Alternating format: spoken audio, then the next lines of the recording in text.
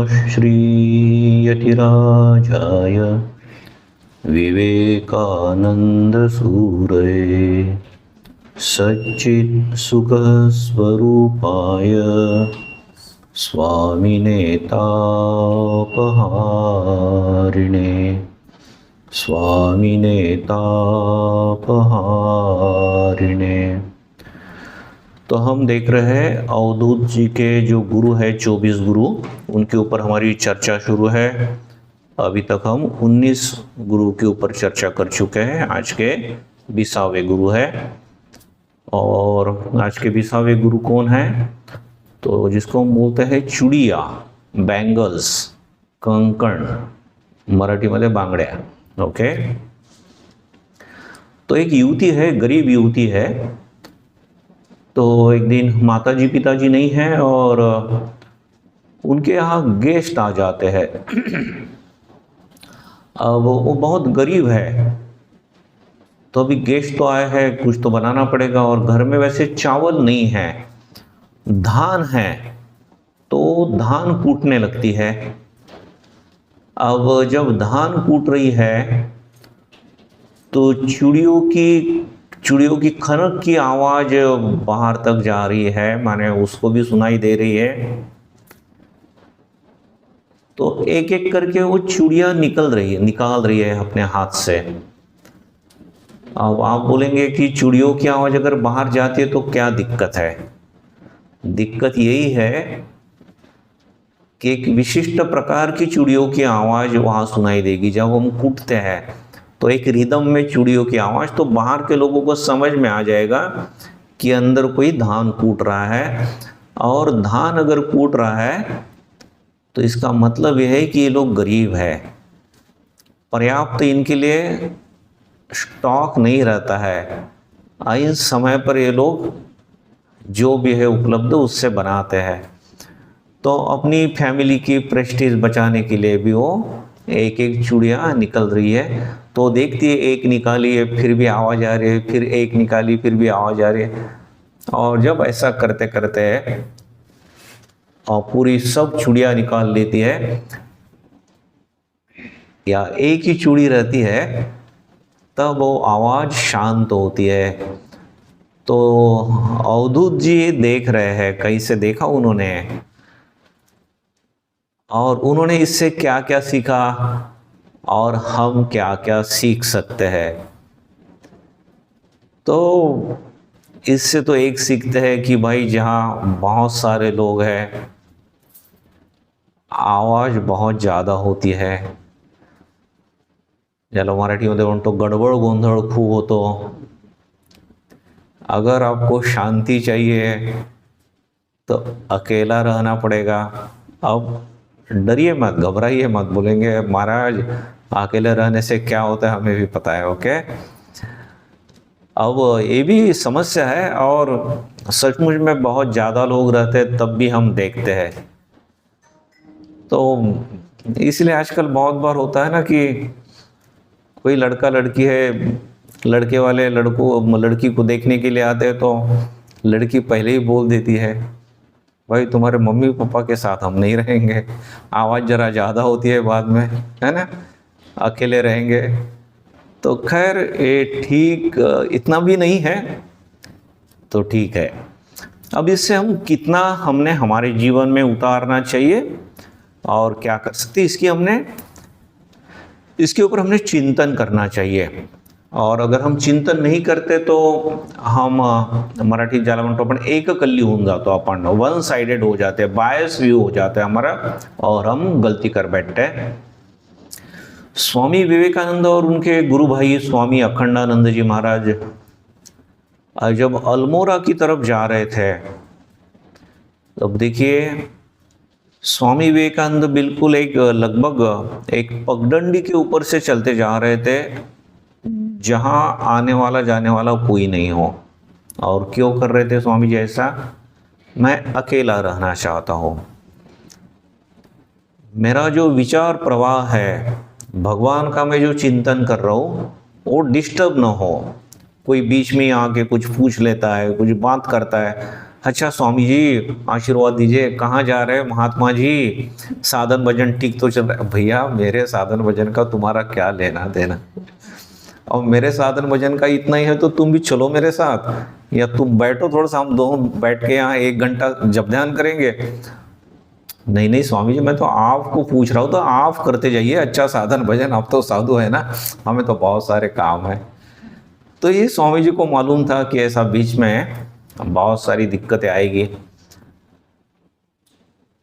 और बहुत बार देखिए हम लोग कैसा करते हैं ना, एक क्राउड सीकिंग, जितना क्राउड आजू बाजू में रहेगा तो उसके लिए कुछ भी करने के लिए तैयार रहते हैं। तो ये पर्टिकुलरली आज के जो रील वगैरह बनाते हैं ना, कुछ भी करते हैं हम उसके लिए, क्योंकि हमें अटेंशन चाहिए, बहुत सारे लोग चाहिए हमारे आजू बाजू में। अगर नहीं रहेंगे ना तो हम तो मजाक में बोल देते कभी कभी कि किसी को एक कमरे में बंद कर दो 10-15 दिन के लिए, शायद 10-15 दिन भी नहीं लगेगा, और सिर्फ इतना ही ख्याल रखना कि कमरे में रस्सी ना हो, इतना ही मतलब फैन एसी वगैरह रखना उसमें। तो ऐसा ही 15 दिन उसको बंद कर देंगे ना, खाना पीना पूरा फ्रिज में जो पिज्ज़ा बर्गर वगैरह सब सब रखो, और फोन मत रखना उसके पास, और टीवी वगैरह तो नहीं देखना 15 दिन के बाद। मैंने आप कल्पना कीजिए कि क्या भयंकर दृश्य आपको देखने को मिल सकता है ना। तो खैर, तो स्वामी जी देखिए भगवान का स्मरण करते हुए उनको आनंद आ रहा है उसमें बहुत, सिर्फ जानबूझकर कर रहे हैं, तपस्या कर रहे हैं ऐसा नहीं, अभी हमारे लिए वो तपस्या हो जाएगी।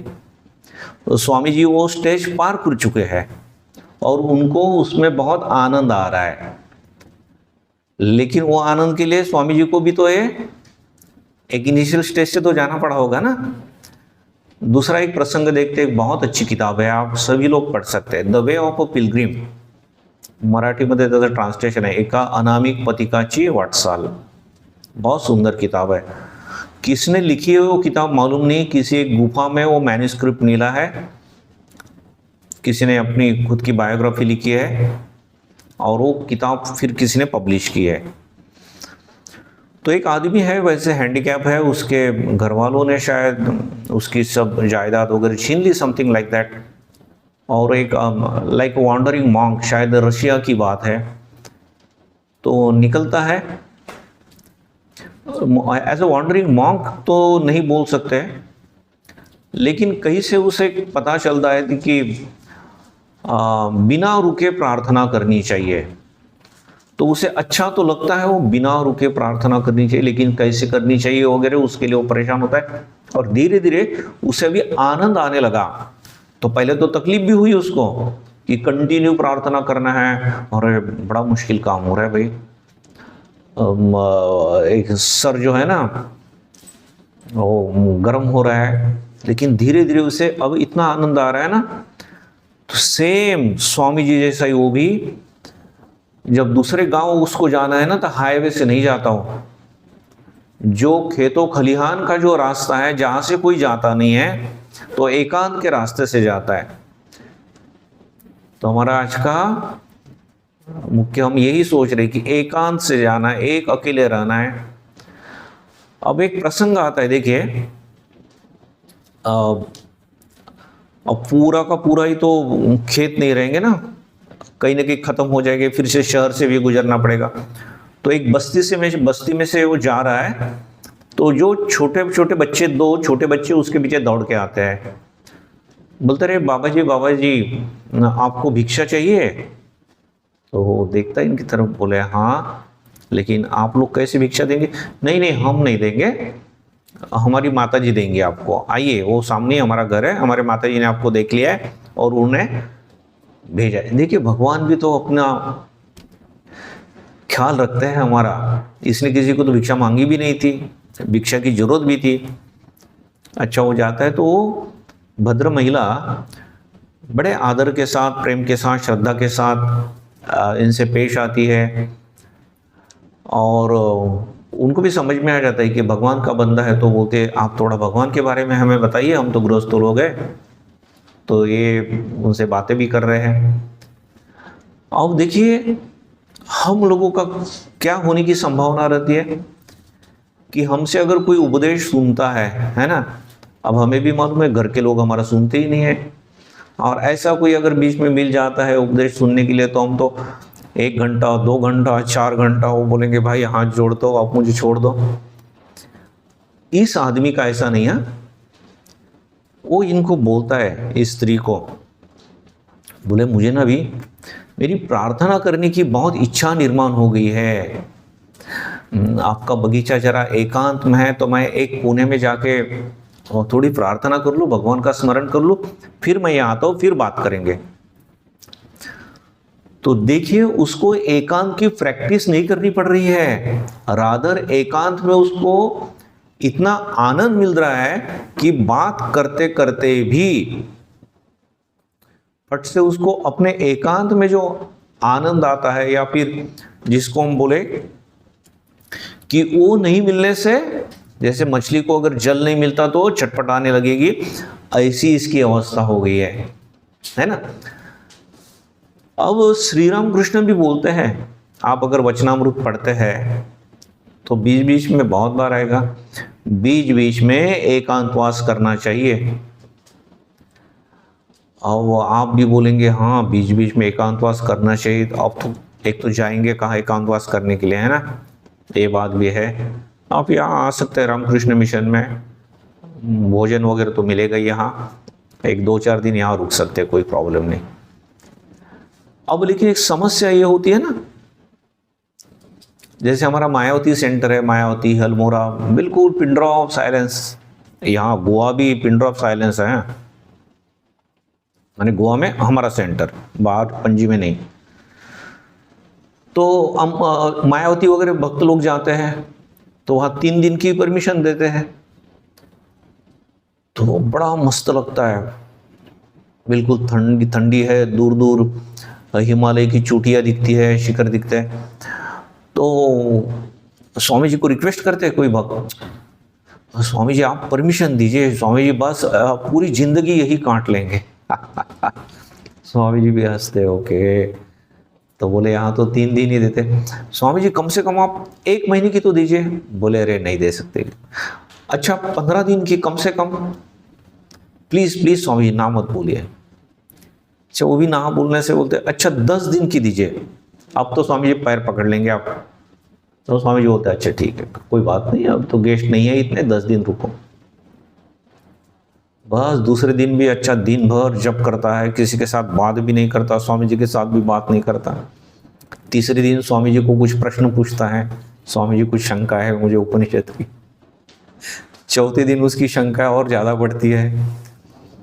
फिर 5वें दिन बोलता है स्वामी जी जरा अर्जेंट घर जाना पड़ेगा। अरे थोड़ा रुके और 1-2 दिन, आप तो 1 महीना रुकने वाले थे। उसको भी समझ में आ जाता है, वो भी हंस देता है बेचारा। तो स्वामी जी माफ कीजिए, मुझे लग रहा था कि, लेकिन अब ये ना, तो ये एकांतवास, तो अब इसका मतलब ऐसा भी नहीं कि हमने अपने हथियार डाल देने चाहिए, है ना। ये हमारी समस्या है, अभी नहीं है ऐसा नहीं है, लेकिन एकांतवास करना चाहिए, ये भी सही है। सही में आध्यात्मिक उन्नति हमारी चाहिए तो ओके। तो उसके लिए क्या करना है, अभी ऐसा बोलते हैं हमारी वो अवस्था आ सकती है, लेकिन उसके लिए क्या करना पड़ेगा, ऐसा बोलते हैं मेडिटेशन तो एक साथ हमारा होगा नहीं, इसलिए बोलते हैं meditative mood is more important than meditation. Meditative mood is more important than meditation. तो हम मेडिटेशन के ऊपर तो बहुत फोकस करते हैं, स्वामी हमें मेडिटेशन सिखाई, अरे सिखाने के बाद भी कुछ नहीं होने वाला है विशेष।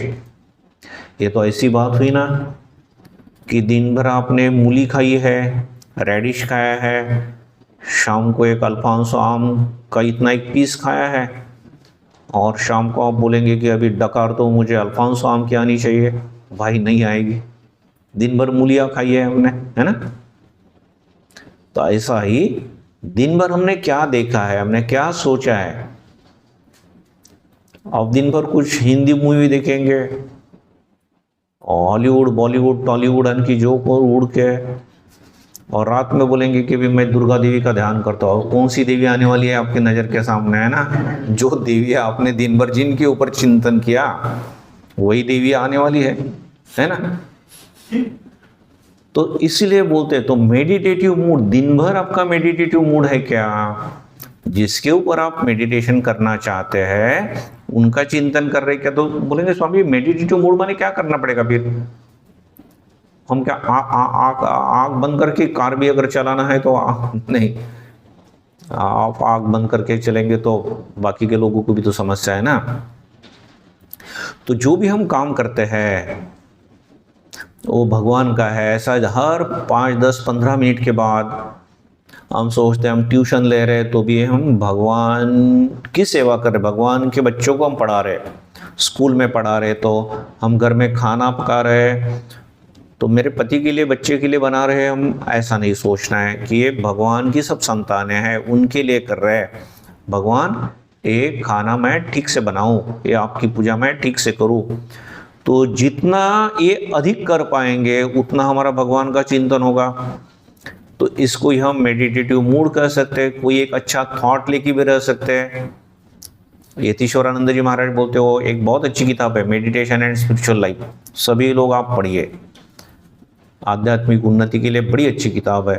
तो यतीश्वरानंद जी महाराज बोलते हैं कि कोई ना कोई एक थॉट लेके आपने रोज एक थॉट लीजिए और उसी ढंग से आपका जीवन लीड करने की चेष्टा कीजिए। ओके, तो ये जो वाक्य हम देख रहे थे, meditative mood is more important than meditation. दूसरा एक वाक्य ऐसा ही है, 22 hours are more important than 2 hours, 2 hours of hour so called meditation. मैं सो कॉल्ड बोल रहा हूँ, हमारा मेडिटेशन तो बड़ी मुश्किल से होता है। बोला ना सवेरे 1 घंटा बैठने के लिए, बोलिए बाप रे बाप, जैसे हम बोलेंगे हाँ 1 घंटा होगा और वाह बच गए। हाँ, कुछ लोगों को बड़ा आनंद आएगा, ऐसा नहीं है, आनंद आएगा, आप लोगों को भी आएगा, किसी किसी को आता भी होगा, हम जितनी प्रैक्टिस करेंगे ना। अब ये 22 आवर्स क्यों इंपॉर्टेंट है? तो वही 22 आवर्स में हम क्या खाते हैं, क्या खाते हैं माने मुंह से नहीं, हम क्या विचार खाते हैं, क्या विचार ले रहे हैं, क्या सुन रहे हैं, क्या देख रहे हैं, तो वो ज्यादा महत्व का है। अदरवाइज कैसा ना, इस खिड़की में से एक बहुत बड़ा हॉल है, तो खिड़की में से हमने तो कचरा बाहर डाल दिया है, लेकिन यहाँ एक हाथी दरवाजा है, पहले बहुत बड़ा दरवाजा रहता है, उसको हाथी दरवाजा बोलते थे क्योंकि उसमें से हाथी आ सकता था। अब इधर से इधर की छोटी खिड़की से हम कचरा बाहर डाल रहे और हाथी दरवाजे से पूरे ट्रक के ट्रक कचरा यहाँ रूम में आ रहा है, तो हमारी रूम कभी स्वच्छ होगी क्या? कभी साफ सुथरी नहीं होगी, है ना? तो ऐसा 22 घंटे में हम क्या कर रहे हैं, कचरा बाहर डाल रहे या ले रहे हैं?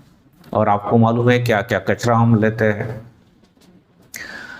हमारे एक स्वामी जी थे, स्वामी प्रभानंद जी महाराज, वो हमारे जनरल सेक्रेटरी भी थे पहले, बाद में वाइस प्रेसिडेंट हुए। उनकी एक किताब बड़ी प्रसिद्ध है, श्री राम कृष्ण की अंत्य लीला, बड़ी सुंदर किताब है हिंदी में। तो प्रभानंद जी महाराज जब जनरल सेक्रेटरी थे तो यहाँ रामकृष्ण मिशन में, मठ मिशन में जनरल सेक्रेटरी माने एग्जीक्यूटिव चीफ रहते हैं। सभी महत्व के निर्णय जीएस महाराज ही लेते हैं, जनरल सेक्रेटरी महाराज।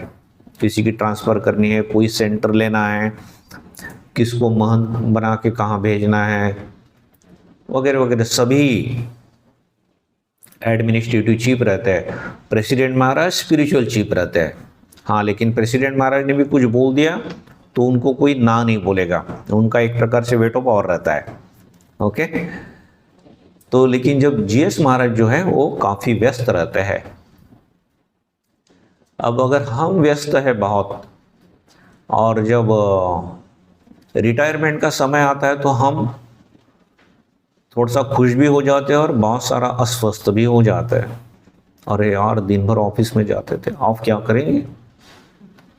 अब सुना है मैंने, एग्जैगरेशन होगा, लेकिन बोले कुछ लोग तो रिटायर होने के बाद भी कुछ दिन तो रोज ही ऑफिस आते हैं, फिर बैठे रहते कोने, तो इतने दिन की आदत है ना।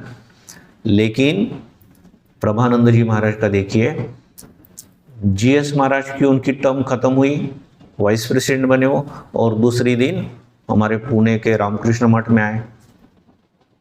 तो अभी जीएस महाराज रहते समय इतना व्यस्त जीवन था उनका, और अभी यहाँ वाइस प्रेसिडेंट है और पुणे में कोई काम भी नहीं है। देखिए पूरा दिन अपने कमरे में रहते थे। अब फिर हमने दूसरे दिन बोला, महाराज हम आपको प्रणाम कब करें? बोले ठीक है, आपका नाश्ता होने के बाद आते जाइए। तो नाश्ता आने के बाद सभी अध्यक्ष महाराज, हम सभी लोग प्रणाम करते थे। महाराज सिर्फ 10 मिनट बात करते थे और घड़ी की तरफ बराबर ख्याल रहता था उनका। बोलते ओके हो गए चे आज के, ताले कल के आभार देखा हो गए, कल मिलेंगे फिर से। बस ऐसा नहीं कि मिल गए 8-10 लोग, भाई अभी लेक्चर झाड़ो बहुत। तो ये कहाँ से हुआ उनका? भी देखिए इतने व्यस्त थे और आज बिल्कुल कुछ भी काम नहीं कर रहे, पूरा दिन मेडिटेशन कर रहे, जब ध्यान कर रहे। ये कब होता है? तो ये अगर दिन भर मेडिटेटिव मूड जब काम कर रहे हैं ना, तो उनका मेडिटेटिव मूड है, सिर्फ काम नहीं कर रहे, हम सिर्फ काम करते हैं। राजा महाराज, एक स्वामी विवेकानंद बोलते हैं वर्क इज वर्शिप। हम बहुत बार बोलते हैं अरे भाई अपना तो वर्क इज वर्शिप, अरे कहाँ खाक वर्क इज वर्शिप। बोलने के लिए डायलॉग रहता है हमारा वर्क इज वर्शिप, नहीं होता हमारा वर्क इज वर्शिप। राजा महाराज के इसके 3 फेजेस है, उनके 3 वाक्य है, वो हमने याद रखने चाहिए। First phase work and worship. तो आप काम भी कीजिए और आपका जप ध्यान भी कीजिए। 2 समय जो जप ध्यान करना है, सवेरे शाम को, अगर दोपहर को थोड़ा समय मिलता है तो वर्क एंड वर्शिप। फिर धीरे धीरे अभी वर्क एज वर्शिप। अभी आप जो भी काम कर रहे हैं ना, उसको वर्शिप के हिसाब से, पूजा के हिसाब से, भगवान की पूजा कर रहे हैं हम, इस ढंग से कीजिए। भाई कपड़े भी धोना है तो हम ठीक से धोएंगे, चप्पल भी निकालनी है तो ठीक से निकालेंगे। एक चप्पल उधर साउथ के तरफ मुंह है और दूसरा नॉर्थ के तरफ है, क्यों नहीं? हम खाना भी बनाएंगे तो ठीक से बनाएंगे, सब प्रसन्न हो। तो ये वर्क एज वर्शिप। और ये प्रैक्टिस करते करते फिर एक स्टेज आएगी वर्क एज वर्शिप। उस दिन आपने पूजा अगर नहीं भी की, जप ध्यान नहीं भी किया किसी कारणवश, तो आप जो काम करेंगे वही वर्शिप जैसा हो जाएगा। मेडिटेशन के बाद आपको जो शांति मिलती है वही उस काम के बाद भी मिलेगी। हम लोगों को कभी नहीं मिलती शांति, अरे यार बस आज का खत्म हो गया, अरे सर है ना घूम रहा है, ऐसे बोलते ना। अरे महाराज क्या बताओ ना, असा भूगा झाला हो डोक्याचा। मैक्सिमम लोग ऐसा, मैंने तो अभी तक कभी ऐसा किसी को सुना, महाराज आज इतना सुंदर काम हुआ ना महाराज, ऐसा डीप मेडिटेशन जैसा लग रहा है। अभी अगर हम मेडिटेशन के लिए बैठेंगे ना तो 2 घंटा में बिल्कुल अंदर चला जाऊंगा, ऐसा कोई जनरली नहीं बोलते। ओके, तो ठीक है। तो अभी हमने देखा है कि इसके लिए मेंटल प्रिपरेशन कैसा करना है, और हम कर सकते हैं। ऐसे कितने सारे लोग हैं, मैं बाद में हमें समय मिलेगा तो मैं कुछ उदाहरण बताऊंगा उसकी भी। ओके, अब फिर दूसरा, इस युवती से हम ये सीख सकते हैं कि जो अननेसेसरी बातें हैं, अब उसने वो ईगो नहीं रखा या मेरी प्रेस्टीज है मैं तो कंगन रखूंगी नहीं है, अभी उसको हटाने की जरूरत है। तो मर्सीलेसली एक हटा लीजिए। जो बातें भी है हमारे जीवन में आवश्यक नहीं है या जिसकी वजह से हमारे जीवन में प्रॉब्लम हो रहा है, उसको हमें छोड़ना आना चाहिए। स्वामी विवेकानंद बोलते हैं, मुझे अगर फिर से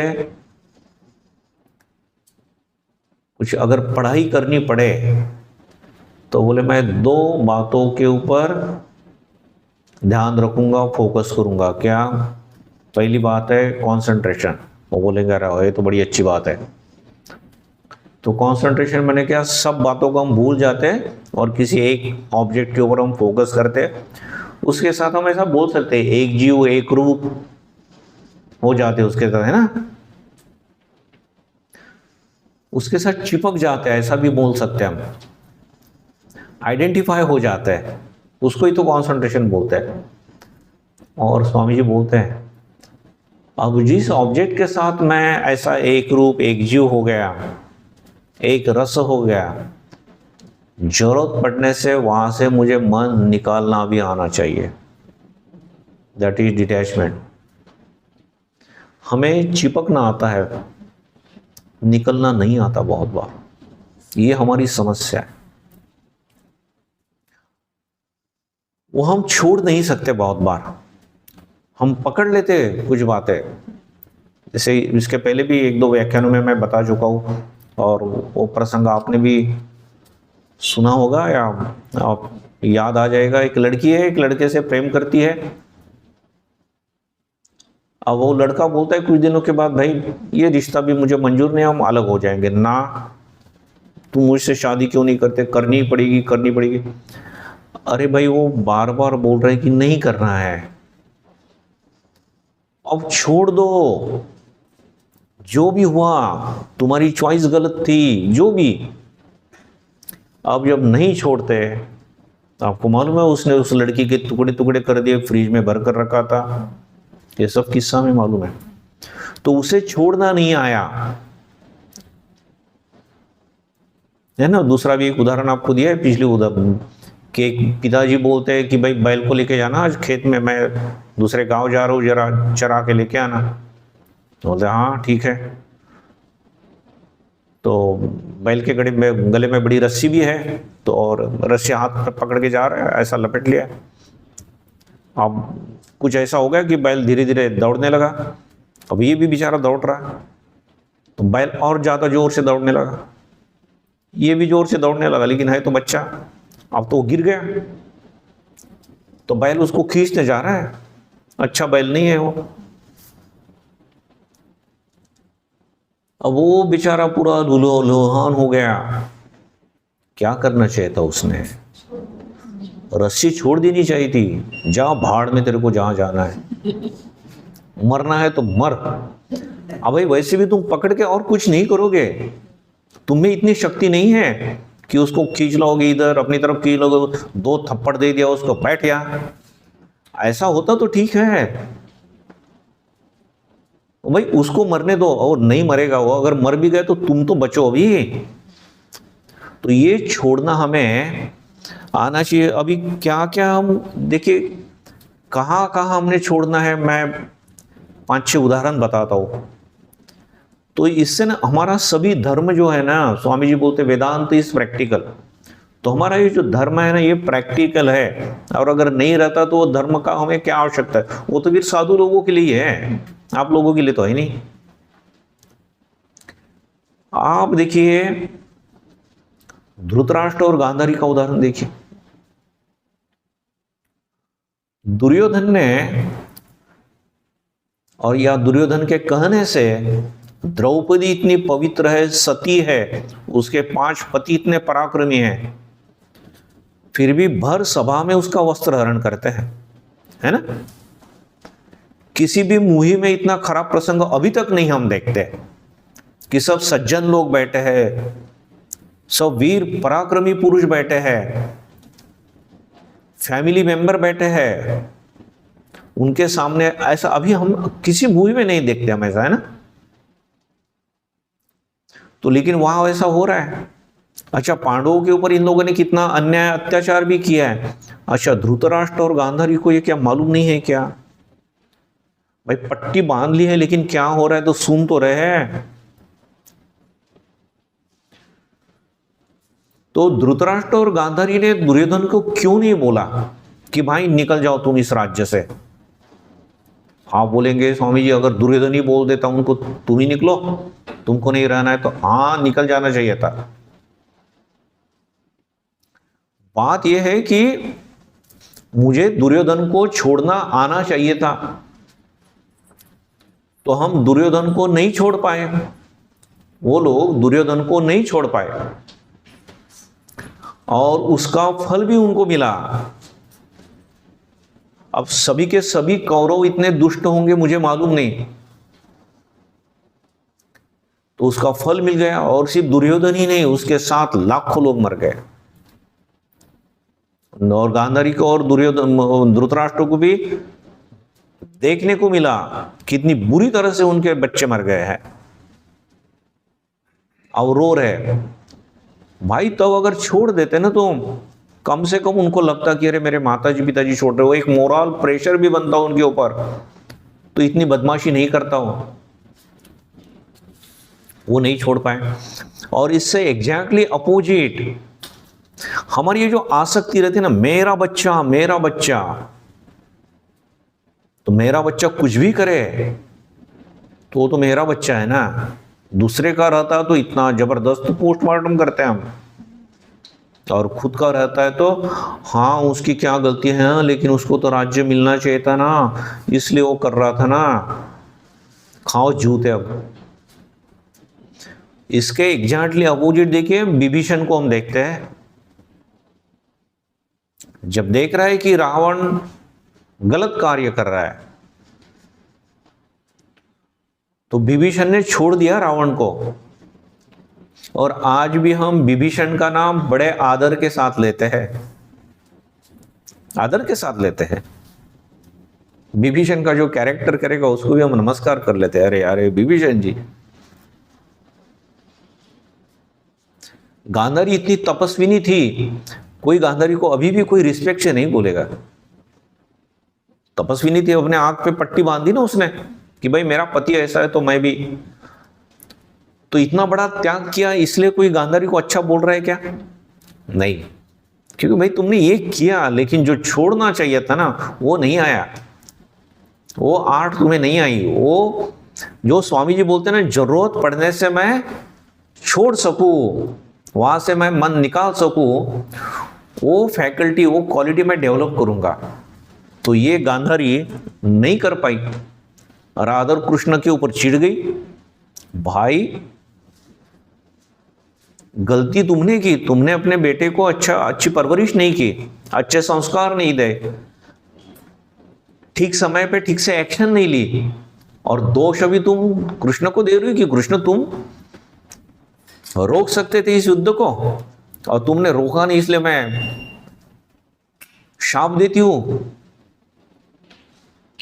और दिया भी उसने कृष्ण को शाप, है ना, कि तुम भी आपस में मरोगे। तो इतना भी याद रखना, कृष्ण क्या बोलते हैं, हंस देते भगवान कृष्ण, बोलते गांधारी हम यादव लोग है ना, हमको तो बोले दूसरे लोग मार ही नहीं सकते, हम तो एक दूसरे के साथ लड़के ही मरने वाले थे, लेकिन तुमने तुम्हारी शक्ति क्यों नष्ट कर दी, ये शाप देकर। शाप दिया मैंने, ऐसा समझते आप लोग भी कभी कभी शाप दे देते हैं, अब बड़ी ज्यादा शक्ति नहीं रहती उसमें ना गांधारी जैसी शक्ति तो है ही नहीं, क्योंकि गांधारी जैसा ऐसा पट्टी बांधकर तो टीवी वगैरह कौन देखेगा, फिर रील कौन देखेगा, है ना, मैसेज कौन देखेगा सवेरे सवेरे। लेकिन जो भी शक्ति हमारे पास है ना, जब ध्यान वगैरह हम करते हैं ना, तो हम जब शाप देते हैं तो वो शक्ति नष्ट हो जाती है ना। ये ऐसा ही हुआ कि आपने कभी दाऊद इब्राहिम को बोल दिया, अभी बेचारा वो है कि नहीं मालूम नहीं मुझे, अब बेचारा नहीं बोलना चाहिए उसको, अब उसको बोल दिया कि भाई उसको मारो, वो तुम्हारा दोस्त थोड़ी है फ्री में मारेगा उसको, और अगर 2-4 कोटी रुपए तो आपसे ले लेगा ना, तो आपने उसको शाप दे दिया। एक माध्यम है, लेकिन 2-4 कोटी तो आपका गया, फ्री में काम नहीं बना। तो ऐसा ही है, जब आप शाप देते हैं तो आपका कितना सारा निकल जाता है, शक्ति निकल जाती है। और दूसरा भी है, स्वामी विवेकानंद बोलते हैं सावधान रहना। स्वामी जी बोलते हैं जो थॉट आप छोड़ते हैं, जो कृति करते, कंपाउंड इंटरेस्ट के साथ आपके पास वापिस आता है। किसी को शाप मत देना, वही आपके पास कंपाउंड इंटरेस्ट के साथ वापिस आने वाला है। ओके, अभी देखिए एक लड़का है, उसकी नई शादी हुई है। अब कुछ लोग हैं ना, हम बोलते हैं कि ये ना ये बीवी का गुलाम है, ऐसे कुछ शब्द प्रयोग करते हैं हम। अब बड़ा अच्छा शब्द प्रयोग तो नहीं है। अच्छा, और माँ का गुलाम रहते हैं तो नहीं, माँ का गुलाम है ऐसा कभी नहीं बोलते, मातृभक्त है भाई ये तो। ये तो बड़ी गलत बात है ना। अब पत्नी भक्त क्यों नहीं बोलते उसको? उस पत्नी ने बेचारी ने क्या गलत किया है? अब उसकी माँ मने भगवान ने लिख के दिया है क्या, बॉन्ड पेपर पे भेजा है कि नहीं इसको ब्रह्म ज्ञान हो गया, ये जो बोलेगी वो पूरा सत्य बोलेगी? ऐसा नहीं है ना। और पत्नी जो भी बोलेगी सभी गलत करेगी, तो पत्नी का सुनते ये ना जोरू का गुलाम है और ये मातृभक्त है। तो ये कभी कभी जो कुछ मातृभक्त रहता है ना, रहने चाहिए, लेकिन अक्ल के दरवाजे बंद नहीं करने चाहिए। मेरे से गलती हो सकती है, मेरी माँ से भी गलती हो सकती है, मेरे पिताजी से भी गलती हो सकती है। और जब गलती होती है तब हमने देखना चाहिए कि जरूरत पड़ने से मुझे वो छोड़ना आना चाहिए। इसका मतलब तुरंत मम्मी पापा को छोड़ के चले जाना है पत्नी के साथ, मैं ऐसा भी नहीं बोल रहा हूं, लेकिन कम से कम ये पहली स्टेप है कि आपको समझ में आना चाहिए कि ना यहाँ मम्मी पापा का गलत हो रहा है। ये जो दूसरे के घर से हम बहू लेके आए हैं उसके प्रति कुछ अन्याय अत्याचार हो रहा है, उसको जो मिलना चाहिए था वो नहीं मिल रहा है। कम से कम उसने अपनी पत्नी को बोलना चाहिए कि भाई तुम्हारे साथ ठीक नहीं हो रहा है यहाँ। लेकिन वो लोग सीनियर है, अभी बूढ़े हैं, थोड़ा हम एडजस्ट करेंगे, बाद में कुछ दिनों के बाद हो जाएगा। और अगर मैं उनको कुछ बोल दूंगा ना तो वो तुम्हारे ऊपर गुस्सा निकालेंगे और कलह बढ़ जाएगा, रिलेटिव में बातें फैल जाएगी, अड़ोस पड़ोस में। अब मेरी मम्मी का पावर जरा यहाँ ज़्यादा है, अब पॉलिटिकल पावर बोलो या स्पिरिचुअल पावर बोलो, तुम नहीं हो, पहले तुम्हारा पावर थोड़ा इकट्ठा करो, 4 लोगों को कॉफी चाय के लिए बुलाती जाओ, फिर देख लेंगे। ऐसा बोलता है तो उस पत्नी को भी ठीक लगेगा ना कि नहीं मेरे साथ है। और ये फर्स्ट स्टेप होगी कि हाँ मेरे मम्मी पापा भी गलत हो सकते, उसने कहीं ना कहीं छोड़ा है यहाँ मम्मी पापा को, है ना। पत्नी कुछ भी करे तो वो सही है इसलिए मम्मी पापा को छोड़ना, ऐसा नहीं बोल रहा हूं, तो बड़ी गलत बात होगी। लेकिन जहां गलत है मम्मी पापा, तो बहुत ज्यादा रिएक्शन नहीं दी उसने, फिर भी इस ढंग से उसने बराबर एडजस्ट की, तो हम बोल सकते कि उसको छोड़ना आया। अगर फिर भी ज्यादा कुछ होता है तो सेकंड स्टेप है, एक दिन उसने मम्मी पापा को भी बोलना है, झगड़ा नहीं करना है लेकिन शांति से बोलना है कि आप गलत कर रहे हैं, मैं बहुत दिनों से देख रहा हूं, माफ करना। लेकिन मेरी बहन भी तो दूसरे को घर में है ना, उसके साथ अगर ऐसा होता तो मुझे कितना दुख होता, बराबर है ना। ये दूसरी स्टेप है, आगे की स्टेप है छोड़ने की। और फिर तीसरी स्टेप है कि फिर भी अगर मम्मी पापा नहीं मानते कि ना इतनी डाउरी चाहिए, उसने इतना काम करना चाहिए, हम हमारा अगर पैर दबता है तो हमारे पैर भी दबाना चाहिए, अगर गला अगर दर्द है तो आज नहीं, मैंने गर्म पानी देना चाहिए उस समय, और वो भी बहुत ज़्यादा गर्म नहीं देना चाहिए। तो ये बातें है ना। तो इस जिस लड़के का बोल रहा हूँ उसने ऐसा नहीं किया, और बाद में क्या होता है, वो लड़की बोलती कि भाई मुझे माफ़ कर दो, मैं नहीं रह सकती, मैंने बहुत सहन लिया, मैं मर जाऊंगी भैया। वो निकल जाती है। अच्छा, उस लड़की को भी छोड़ना आना चाहिए, एकदम पहले से ही छोड़ना ऐसा नहीं बोल रहा हूँ, सहन करना है बहुत दिनों तक, दैट इज ऑल्सो और स्ट्रेंथ। लेकिन एक समय ऐसा जब आता है कि नहीं मेरी पति में भी आसक्ति नहीं है, भाई यहां तक ठीक हो, मेरी अपनी डिग्निटी है, मेरी सहन शक्ति यहां तक है, मैं और बढ़ाने की चेष्टा करूंगी। मैंने मेरे मम्मी पापा को भी नहीं बताया तुम लोग मेरे साथ क्या कर रहे हो, ओके, मेरी अपनी डिग्निटी है, मैं तुम लोग के ऊपर इतना डिपेंड भी नहीं हूं, मैं छोटी सी नौकरी कर लूंगी, भले तुम लोग श्रीमंत हो, अमीर हो, लेकिन मुझे कुछ तो नौकरी मिल सकती है, मैं रहूंगी, अकेली भी मैं रह सकती हूँ, मैं जब ध्यान करती हूँ, मंत्र दीक्षा मैंने ली है, मैं अकेली भी रह सकती हूँ, थोड़ा शायद कुछ दिन परेशानी होगी, भाई तुम लोग थोड़ा बदलो। मैं हाथ जोड़कर विनती करती हूं, मैं झगड़ा नहीं कर रही हूं आपसे, नहीं तो मुझे छोड़ना पड़ेगा। बराबर। अब एग्जैक्टली अपोजिट एक और लड़का है, जस्ट शादी को 2 या 3 दिन हो गए, 2-3 महीने हो गए, और पत्नी जैसा बोल रही, वो एक हिंदी पिक्चर का एक गाना भी है ना, तुम दिन को अगर रात कहो मैं रात कहूंगा, तुमको जो पसंद मैं वही बात कहूंगा, है ना। हे भगवान। तो वो इस कैटेगरी का लड़का था। अरे इसके माताजी पिताजी पूरे गांव में उनको बड़ा सम्मान मिलता था, बड़े भगवान टाइप के लोग हैं ये। अब ठीक है, नई बहू रहती है, सास ससुर है, थोड़ा एक जनरेशन गैप रहता है, थोड़ा हो जाता है। तो भाई तुम भी पत्नी को थोड़ा सा बताओ कि अरे यहाँ थोड़ा सा इनकी ये ट्रेडिशन है इस घर की, थोड़ा तुम एडजस्ट करो ना, कुछ दिनों के बाद सब ठीक हो जाएगा, मैं भी तो देखते हो ये अच्छे लोग हैं। लेकिन बस फट से माताजी पिताजी को बोल दी तो उन्हें चले गए। तो यहाँ अभी ये जो हम जो बोल रहे हैं ना कि ज्यादा चुड़िया रहने से खड़क की आवाज आती है, तो इसके जिंदगी में इसने सोचा ही नहीं कि मेरी पत्नी हो, जो आवाज करने वाली हो मेरी पत्नी है, वो कंगन मैंने निकालना चाहिए, वो उसको समझ में नहीं आया कभी। और उसके बाद हम देखते हैं कि जैसी वो चूड़ियों की खड़क, तो उसके जिंदगी में भी वो खड़क इतनी बज रही, इतनी बज रही, इतनी बज रही कि लगभग पागल जैसा हो गया। तो भाई ये चूड़ियां तुमने निकालनी चाहिए थी, उसको समझाना चाहिए था। अगर नहीं समझती तो भाई उसको उस चूड़ी को निकाल के बाजू में रख देना चाहिए था। अब एक तरफ हमने देखा कि मातृभक्त और एक पत्नी भक्त, और एक लड़का है।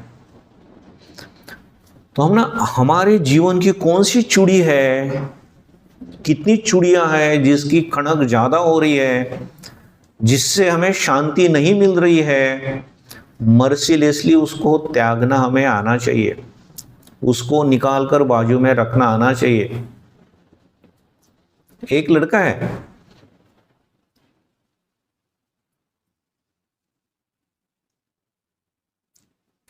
एक युवती से प्रेम करता है वो,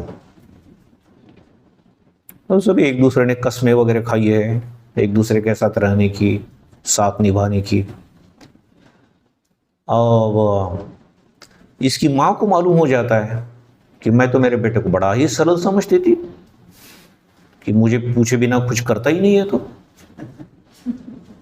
इतने आगे बढ़ गया और बोलती है ऐसा नहीं हो सकता, उसकी कास्ट देखो, उसकी फैमिली देखो, हमारी फैमिली देखो।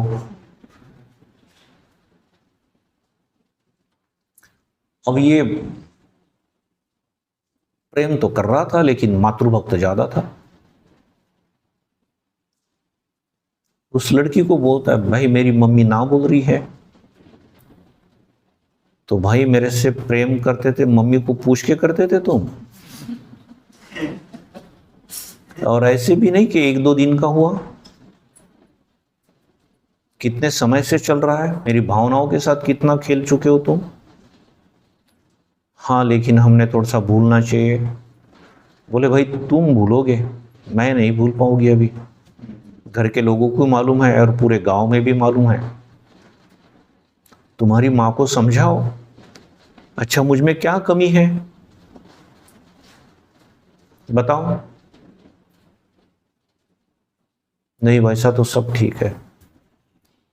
अब देखिए हम लोग भी अगर रहे तो हम क्या, अब हम क्या बोलेंगे अभी उस लड़के को, भाई तुम्हारी मम्मी को समझाओ, इतने दिनों से तुम उसके साथ अच्छी दोस्ती तुम्हारी है ना।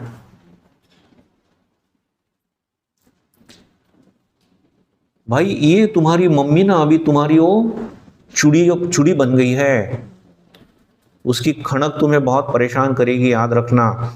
तुम लॉजिक तो पेश करो कुछ कि क्या प्रॉब्लम क्या हो रहा है मम्मी, ठीक है ना, मैंने तुमको पूछे बिना उसके साथ प्रेम किया, ये एक मेरी गलती मान सकता हूँ, लेकिन भाई ये भी तो हमारी फैमिली ट्रेडिशन और कल्चर हम बोलते हैं, तो भाई किसी के साथ विश्वासघात नहीं करना चाहिए मम्मी, ये भी तो है ना, ये भी तो तुमको बोलना आना चाहिए। यहाँ तो मम्मी का त्याग इतना बोलना चाहिए कि माँ अभी मेरे पास दूसरा चारा नहीं है, भले वो लड़की आपको पसंद नहीं तो मैं उसको साथ लेके और कहीं जाता हूँ, मैं आपके साथ संबंध रखूंगा, आप मुझे निकाल देंगे घर से, स्टेट भी नहीं देंगे तो कोई बात नहीं, मैं नौकरी करके उसके, यही लॉजिक है ना बराबर। तो बोला ना मातृ वक्त ज्यादा निकला, उस लड़की ने बेचारी ने सुसाइड कर लिया। तो जो बोला ना इसकी माँ, जो ये जो चूड़ी है ना, अब इसने ये जो खड़क है ना, हम कभी कभी वो खड़क सुन ही नहीं पाते हैं। अब उसकी वो जो खनक है ना, इतनी गूंजती रहेगी ना, इतनी गूंजती रहेगी वो खनक। उसकी माँ ने तो अच्छा ठीक है जान दो उसको, बड़ी अच्छी लड़की से शादी करवा दूंगी। अरे हाँ, तुम तो ब्रह्मज्ञानी हो और ब्रह्मदेव हो, तुम सर्व सृष्टि वगैरह तब तुम ही निर्माण करती हो, किसी लड़की से शादी तो करवा दोगी, एक गरीब लड़की ही मिलेगी तुमको। सब लोगों को मालूम है कि उस लड़की ने आत्महत्या क्यों की, उसकी जिम्मेदार तुम भी हो, तो ये इस घर में सास भी ऐसी वो भी मालूम रहता है। तो लड़की कौन मिलेगी जिसकी उम्र बहुत हो चुकी है, जो दिखने में अच्छी नहीं है, ऐसी ही लड़की मिलेगी। और उसके साथ साथ जिस लड़की ने आत्महत्या की ना, उसका शाप भी है भी आपके साथ, याद रखना। तो वो जो खनक, इसको, इस लड़के को 4 लड़कियां हुई। अब उन लड़कियों के साथ क्या हुआ मैं आपको बताता नहीं, आपके आंख में आंसू आ जाएंगे। 4 लड़कियों के साथ, स्टेट वगैरह तो पूरी गई गई। तो उसको अगर मेरी चूड़ी कौन सी है जिसकी खनक हो रही है, आवाज हो रही है, डिस्टर्ब कर रही है, मेरी शांति पूरे भंग कर देगी, उसको निकाल के बाजू में रखना आना चाहिए था उसको, नहीं आया, बराबर ना। उसकी पूरी शांति गई, पूरा जीवन खराब हो गया। उसकी 4 बेटियां, मैंने बोला ना उसके साथ क्या हुआ मैं आपको बताऊंगा नहीं। वैसे एक और लड़का है, ये हमारे प्रैक्टिकल जीवन में रोज की घटना है, आपके साथ सभी के साथ ये हुई है, हमारे साथ आजू बाजू में, इसलिए कुछ आध्यात्मिक बड़ी घटनाएं नहीं बता रहा, आध्यात्मिक भी बताया, विभीषण का बताया, दुर्योधन का बताया। और एक लड़का है कि एक लड़की से प्रेम करता है वो, अब जो हो जिस कारण से वो, उस लड़की ने उसको ना बोल दिया। भाई ना बोल दिया ठीक है, उसको समझाओ, अगर नहीं समझती है बोल दो उसको, तू नहीं तो और सही है, और नहीं तो और, चलो छोड़ दो। लेकिन ना, मुझे यही चाहिए। अरे यार सुनो, ये चूड़ी की खनक ना तुमको बड़ी परेशान करने वाली है, निकाल डालो उस चूड़ी को, तुम शांति से रहो। अब हमारा ना गोल ही क्लियर नहीं रहता, प्रॉब्लम हमारा ये है ना, क्यों मुझे वही चाहिए, ये समस्या। जिसका उद्देश्य अगर क्लियर है ना, आप जो यहाँ भक्त लोग आते और बार बार अगर ये ऐसे लेक्चर और यहाँ की किताबें पढ़ेंगे ना, तो इतनी एक आइडिया क्लियर हो जाते हैं। तो what is the aim of your life? God realisation. अब अगर गॉड रियलाइजेशन ये अगर ध्येय है, श्री राम कृष्ण भी बोलते हैं what is the aim of our life? God realisation. तो गॉड रियलाइजेशन अगर ये ध्येय रहता है, तो भाई बाकी जो सब मैं जॉब करता हूं, नौकरी कर रहा हूं, फॉरेन जा रहा हूं या खेती कर रहा हूं, तो जिससे मुझे सुविधा होगी, मेरा पाथ ऑफ लिस्ट रेजिस्टेंस जिसको बोलते हैं, ये हम चूज करके भगवान के पास जाने के सब माध्यम है, ये सब माध्यम है। This is not the goal कि यहां मुझे जॉब मिल गया, that was not the goal of my life. That is instrument, that is mean, that is vehicle. With the help of that vehicle I have to reach to Delhi. शादी भी करनी है तो that is instrument, that is not the goal of my life. अब ये लड़की भाई ठीक है, हो रहा था ठीक है, अगर नहीं हो रहा है तो ऐसा भगवान ने बोला क्या कि भाई यही लड़की अगर तुम्हारे जीवन में रहेगी तो भगवान लाभ होगा, नहीं तो नहीं होने वाला है, नहीं ना। अब ये इसको ना छोड़ना नहीं आ रहा है, उसने तो छोड़ दिया, इसको छोड़ना नहीं आ रहा है, बहुत दारू पी रहे, बहुत शराब पी रहे, और एक दिन सुसाइड कर लिया, मरो, छोड़ना नहीं आ रहा। और यहां स्वामी जी जो बोलते हैं ना, strength is life, weakness is death. तो यहां हमें स्ट्रेंथ चाहिए, तो कुछ बातें पकड़ने के लिए भी स्ट्रेंथ चाहिए, और उससे ज्यादा स्ट्रेंथ चाहिए छोड़ने के लिए। भाई ये मेरे लिए गलत है, तो ये मेरे लिए गलत है, हानिकारक है, तो मैंने उसे छोड़ना चाहिए, छोड़ना आना चाहिए। ओ, तो हमारा समय बहुत ज़्यादा हो गया आज, तो आज यहाँ हमारे पास घड़ी भी नहीं है। ओके, तो हम यहाँ ही थोड़ा सा रुक जाते हैं, और इसके बाद थोड़ा सा मेडिटेशन रहता है। ओके, मेडिटेशन का समय तो लगभग हो ही गया है, ठीक है, 5 मिनट हम मेडिटेशन करेंगे। अब 11:04 हो गया है, 11:10 को हम छोड़ देंगे आपको, और फिर एक नीचे एक ब्रेक है आपका, फिर चाय कॉफ़ी वगैरह कुछ तो होगा ही नीचे, वो करके फिर आ जाइए। हम थोड़ा भी, हमने अभी जितना कुछ सुना है उसके ऊपर थोड़ा चिंतन करेंगे, बड़ी भयंकर भयंकर बातें हमने सुनी है। ओके, ठीक।